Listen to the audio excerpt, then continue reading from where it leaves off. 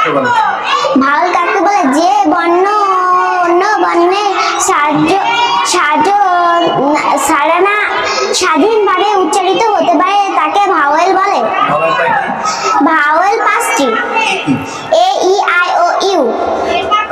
Consonant কাকে বলে?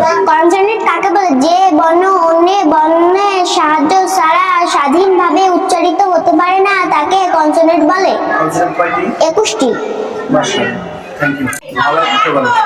ভাওয়াল কাকে বলে? যে বর্ণ অন্য বর্ণের সাহায্য ছাড়া না স্বাধীনভাবে উচ্চারিত হতে পারে তাকে ভাওয়াল বলে। ভাওয়াল 5টি: A E I O U. Consonant কাকে বলে? কনসোনেন্ট কাকে বলে? যে বর্ণ অন্য বর্ণের সাহায্য ছাড়া স্বাধীনভাবে উচ্চারিত হতে পারে না তাকে কনসোনেন্ট বলে। 21টি। Thank you.